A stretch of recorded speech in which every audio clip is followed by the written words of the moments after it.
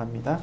전능하사 천지를 만드신 하나님 아버지를 내가 믿사오며 그 외아들 우리 주 예수 그리스도를 믿사오니 이는 성령으로 잉태하사 동정녀 마리에게 나시고 본디오 빌라도에게 고난을 받으사 십자가에 못 박혀 죽으시고 장사한 지 사흘 만에 죽은 자 가운데서 다시 살아나시며 하늘에 오르사 전능하신 하나님 우편에 앉아 계시다가 저리로서 산자와 죽은 자를 심판하러 오시리라. 성령을 믿사오며 거룩한 공예와 성도가 서로 교통하는 것과 죄를 사하여 주시는 것과 몸이 다시 사는 것과 영원히 사는 것을 믿사옵나이다. 아멘. 뒤에 히터 좀 꺼주세요. 예, 하나님 말씀 보겠습니다. 하나님 말씀 누가복음 20장입니다. 예, 누가복음 20장. 예, 누가복음 20장 16절부터 18절 말씀입니다. 누가복음 20장 16절부터 18절 말씀.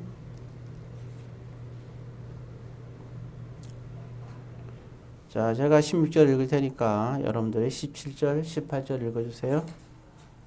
와서 그 농부들을 진멸하고 포도원을 다른 사람들에게 주리라 하시니 사람들이 듣고 이르되 그렇게 되지 말아지이다 하거늘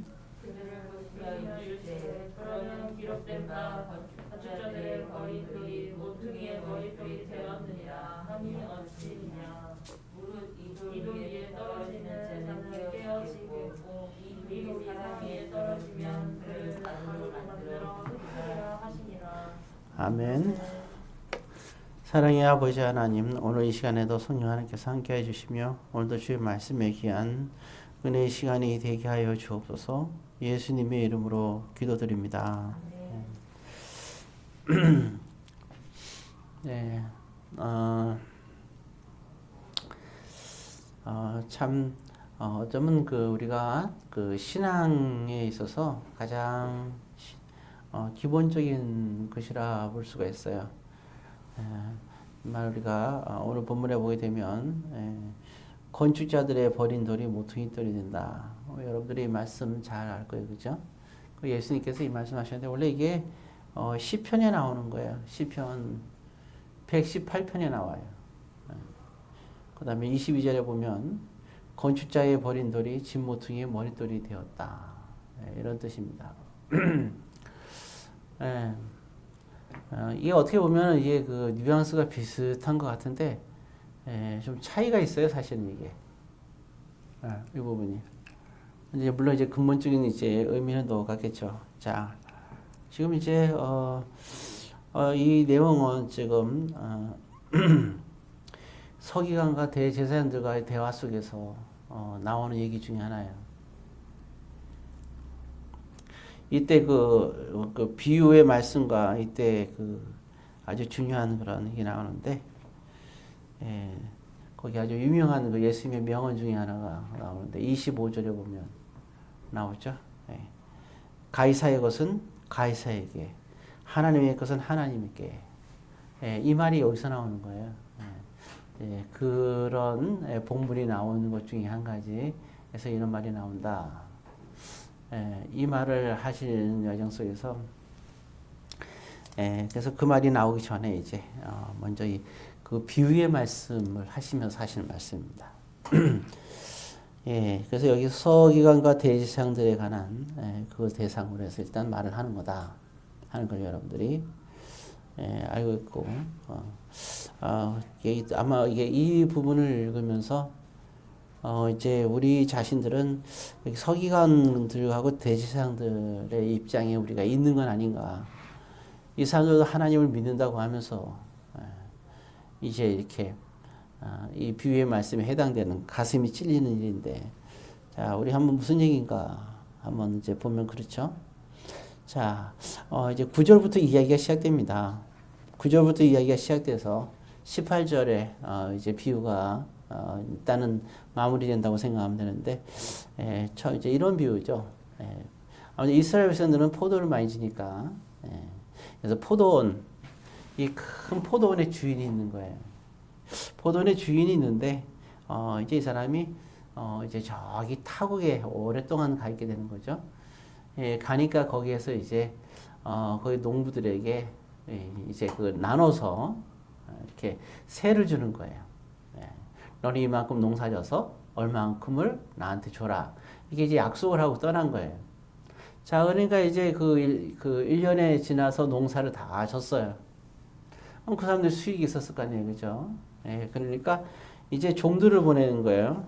종들을 보내는데, 종들을 보내니까 이 사람들이 이걸 무시하고 들은 척만 척 하는 거예요. 그러니까 구박하고 멸시하고.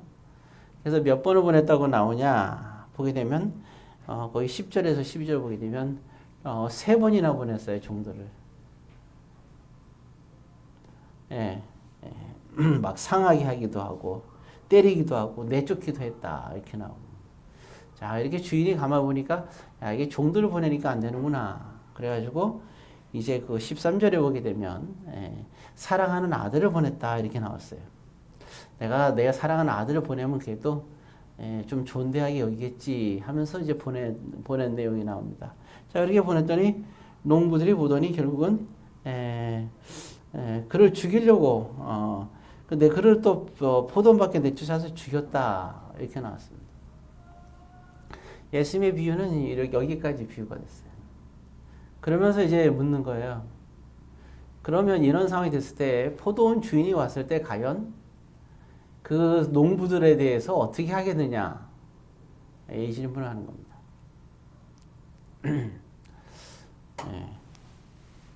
뭐 우리가 그러면서 이제 모퉁이 돌과 모퉁이의 머릿돌, 그 다음에 거주자를 버린 돌 비유를 이때 말씀하시면서 말하는 거예요. 자, 근데 참 무서운 말을 하죠. 그 돌 위에 떨어지는 자는 당연하죠. 깨어지겠고, 몸이, 그 다음에 만약에 그 돌이 거꾸로 사람 위에 떨어지게 되면, 야, 가루를 만들 것이다. 이렇게 얘기를 하고 있죠. 참, 굉장히 뭐랄까요. 좀 되게 좀 무서운 그런 얘기를 하는 거죠. 자, 오늘 이제 이렇게 보면서 이 본문을 보면서 그런 생각을 해봤습니다.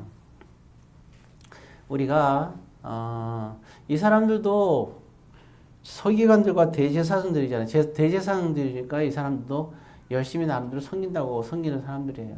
섬기는 사람들인데 이들이 지금 문제는 뭐냐면 누구를 받아들이지 않는 거예요. 신앙의 형태는 다 갖추고 있는데 형태는 외모로는 갖추고 있어요.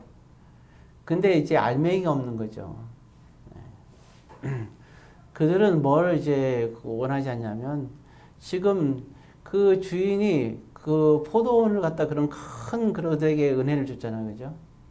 그리고 그 은혜를 줬는데 그 은혜의 일부분인 그들에게 세를 내라고 하니까 그 조그마한 것도 하지 못하는 거죠. 오늘 그 예수님께서는 우리에게 성경 말씀을 주시고 성경을 통해서 말씀을 주셨어요. 먼저 예수님 자신이 와가지고 하나님께서 우리에게 주신 선물이 있잖아요. 안 그래요? 주님께서 이 세상에 오셔가지고 독생자를 보내고 예수님도 친히 순종해 가고 우리를 위해서 정말 피 흘림으로 크게 그런 구원의 길을 열어놨잖아요. 이미 모든 걸 다 주셨잖아요. 아낌없이 우리에게 주셨어요. 자, 그런데 이제 우리에게 요구하는 것은 다 그렇기 때문에 우리에게 하나예요.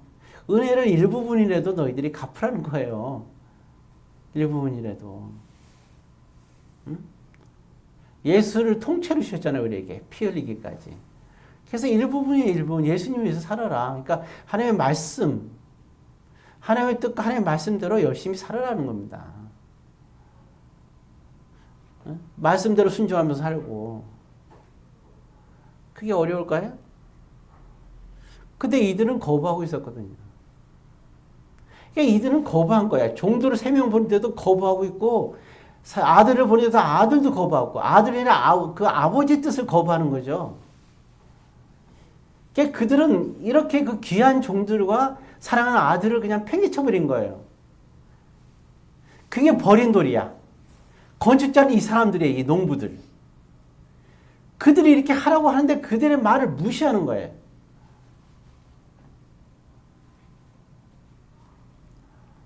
그런데 어떻게 해요? 하나님께서는 거기 보니까 그렇죠?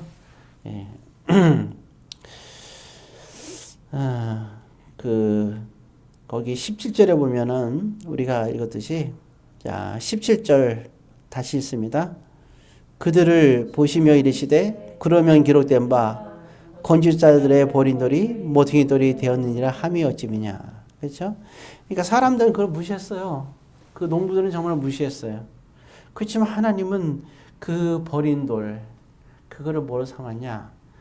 모퉁이의 머릿돌로 삼으셨다. 하나님한테는 정말 그 종들과 사랑하는 아들이 귀한 거고 하나님의 뜻이 정말 귀한 거잖아요. 그들은 하나님의 뜻을 헌신제처럼 버린 거예요, 이게. 오늘 우리가 신앙생활 할 때 정말 하나님은 주옥 같은 말씀 66권을 주신 거예요. 말씀이 육신이 돼서 이 세상에 오셔갖고 피를 흘려 죽으시고 우리에게 말씀을 남겨놓으셨잖아요. 그리고 나를 통해서만 구원할 수 있다고 사도행전에서 말씀하고 있고, 천하 인간의 다른 이는 구원할 수 없다고 하고 우리에게 말씀을 줬어요. 그리고 정말 늘 할 때 구약 시대부터 우리가 말하는 게 말씀을 주야로 묵상하는 자가 복이 있다고 다윗도 그 고백을 하고 있고. 그래서 우리는 정말 우리가 기본적으로 정말 우리가 예수님을 사랑하고 예수님을 영접한다는 것은 주님의 말씀을 영접하는 거잖아요. 그럼 주님의 말씀을 우리가 묵상하는 게 중요한 거죠.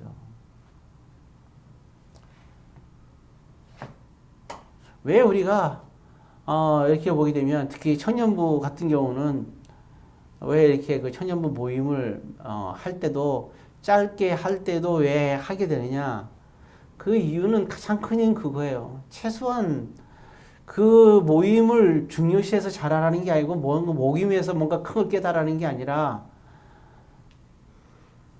적어도 그 모임을 통해서 일주일의 삶 속에서 말씀에 대한 그러한 그런 큐티나 또 말씀을 들음이나 성경 말씀을 읽고 그런 말씀대로 사는 삶을 그런 삶을 사는 그런 하나의 어떤 그 장과 계기가 되도록 하기 위해서 그렇게 하는 거죠. 그리고 작년부터 마찬가지예요. 왜 그럼 제자훈련을 지금까지 해왔느냐. 그건 제자훈련하면서 늘 매일 한 게 뭐예요? 말씀 큐티하는 거잖아요. 그거는 뭐냐면 제자훈련하는 동안에 큐티를 훈련을 시키면 평생 훈련을 하라는 거예요. 제자훈련 할 때만 딱 하고 그만두면 아무 의미가 없는 거죠. 만약에 안 한다면 제자훈련을 다시 해야 되는 거예요. 그래서 우리가 여러분들이 볼 때 늘 우리 얼마나 좋습니까? 우리는 이제 그 녹음도 다 이렇게 하고 있잖아요. 유튜브에도 올라가고. 그럼 여러분들은 말씀을 얼마든지 들을 수 있잖아요. 얼마든지 여러분들은 들으면서도 성경을 보면서도 얼마나 묵상할 수 있어요. 그냥 아무것도 안 하고 성경 무조건 읽으세요 하면 얼마나 힘들어요. 그런데 이제는 얼마나 시대가 좋아졌어요. 전국 어디서든지 정말 핸드폰을 딱 켜면 그거 뭐죠? 오늘 예배 드린 것도 그렇고 지난번에 예배 드린 거 주일 예배도 다 올라가 있잖아요. 그럼 여러분들이 그거를 다 들을 수가 있잖아요. 얼마나 감사해요. 예. 그런데 그건 우리가 그런 부분들을 우리가 하지 않는다고 하면 여기는 농부들과 다를 게 뭐가 있어요? 그렇지 않습니까? 예, 적어도 우리는 많은 거 요구하는 게 아니잖아요, 하나님이. 농부들은 가진 게 아무것도 없었잖아요. 그런데 그 포도원을 주면서 네가 주인처럼 정격을 해. 그리고 여기서 일부분의 세만 내라고 한 거잖아요. 우리가 뭐 한 거 아무것도 없잖아요. 우리가 가진 것도 없고. 근데 그냥 우리는 지옥에 갈 수밖에 없고 죄인일 수밖에 없는데 하나님께서 그냥 예수님께서 오셔서 통째로 몸을 들여서 피를 흘리심으로 우리의 구원의 길을 아예 모든 걸 다 해주셨잖아요. 그리고 아주 기본적인 것만 요구하시는 거 아니에요. 그럼 우리 큰 은혜를 받았으니 뭘 바라는 게 있어요. 말씀 묵상하고 일주일간 말씀대로 살고 그리고 교회를 위해서 충성과 헌신을 하고 뭐 그것밖에 없잖아요. 우리가 뭐 하고 싶은 거 하지 말라고 그랬나요? 영화를 보고 싶으면 영화를 보지 말라 그랬나? 맛있는 걸 먹고 싶으면 먹지 말라 그랬나요? 직장을 다니면 직장을 다니지 말라 그랬나요? 할 거 다 하라고 하셨잖아요. 다 하되 하나님께서 원하는 건 간단하잖아요. 말씀만 지키고 말씀 묵상하고 그리고 교회에 충성과 헌신하며 여러분 그 자체가 우리가 감사한 거 아니겠어요? 그런데 그거를 왜 못하느냐? 이유는 하나잖아요. 정말 사람들 종을 보내고 아들 다 보냈잖아요. 다 보냈잖아요. 예수님 하나님께서는 그죠? 근데 우리는 뭐 하는 거예요? 거절하는 거죠. 거부하는 거죠. 그걸 거부하는 거예요. 거부한다 그러면 우리가 거부하는 거, 그 거부한 게 얼마나 기사한 건가. 예수님의 비유 중에서 한 가지가 있잖아요. 너희가 만약에 어느 길을 가다가 어떤 밭을 지나다가 너희들이 보물을 발견했다 치자. 그 당시 보물은 지금도 그래요. 보물을 발견하잖아요. 그럼 보물은 누구 거예요? 그 땅 주인 거잖아요. 그럼 제일 먼저 뭐 하겠어요? 어마어마한 보물을 찾았다. 그러면 일단은 뭐부터 사겠어요? 당연히 뭐 이제 옛날에 해적선이라고 했잖아요. 해적들이 숨겨놓은 금은보화를 찾았어. 한 그 3조 이상 가는 값어치 있는 것이 들었어요. 이 보물을 발견했단 말이에요. 그럼 제일 먼저 해야 될 게 뭐겠어요? 그럼 그 땅을 사야 될 거 아니에요. 그럼 너희가 전 재산을 팔아서라도 그 땅을 사지 않겠냐 이거예요. 그 보물 때문에. 그 말씀을 하신 거는 정말 예수님이 보물이라고 생각한다면 우리가 정말 우리가 이렇게 헌신자처럼 이렇게 버리지 않는다 그런 얘기입니다. 그래서 이때 말한 것이 건축자들의 버린 돌. 이 세상 살아가는 사람들은 다 건축자들이에요. 근데 주님이 주신 보물을 그냥 버려요. 돌이라고 생각해서. 그렇지만 그러나 하나님께서는 그걸 귀한 돌로 보는 거예요. 모퉁이에 머릿돌로 보시는 거죠. 여러분들은 지금 어떻게 보면서 살면서 여러분들은 어떻게 주님이 주신 것들을 그리고 주님께서 원하신 것들 잘 생각하시면서 정말 이 예수님의 이런 비유의 말씀 생각하면서 정말 나는 어떤 사람인가? 정말 나도 이게 귀하게 생각하는 사람인가? 그리고 하나님, 우리가 은혜를 모르면 어때요? 머리 긴 짐승은 거두지 말라 그러잖아요. 사람 보고, 그죠? 그런 말이 있는데, 정말 이거는 믿는 사람들은 그러면 안 되죠. 은혜를 모르면 짐승이죠. 사람이 아니잖아요. 그죠? 어떻게 사람이라고 할 수 있겠어요? 은혜를 모르면. 물론, 요즘 부모들이, 스승들이 은혜를 갚는 것, 또 은혜를 갚는 삶을 사는 것, 은혜만 줄 뿐만 아니라 은혜를 갚을 줄 아는 그러한 자녀와 그런 제자를 키우는 게 당연한 거겠죠. 모르면 안 되니까. 마찬가지예요. 은혜를 모르면 되겠어요. 효라는 게 뭐예요? 부모의 은혜를 갚는 거잖아요. 그렇잖아요? 장유유사라는 것도 효에 이어지는 거고, 마찬가지로 부모에 대한 것도 마찬가지고 스승에 대한 것도 마찬가지지만 우리가 적어도 하나님께서 예수님께서 우리에게 주시는 은혜를 잃어버리면 되겠습니까? 그렇게 본다면 정말 이건 참 있을 수 없는 일이죠. 오늘 여기 서기관과 대제사장들은 이와 같이 정말 그런 것을 잃어버린 사람들. 예수님의 따끔한 충고. 어쩌면 이 충고가 오늘 이 시대에 살아가는 저 여러분들. 이 코로나 시대 때 우리가 이 코로나를 왜 주셨는가 생각해야 돼요.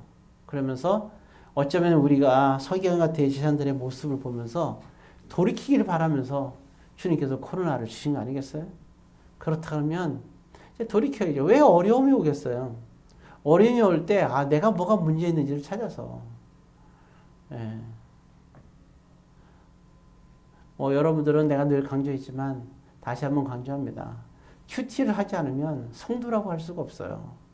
말씀을 날마다 큐티하시면서 말씀대로 순종하며 늘 은혜 가운데 여러분들이 사시기를 주의 이름으로 권면드립니다. 기도하겠습니다.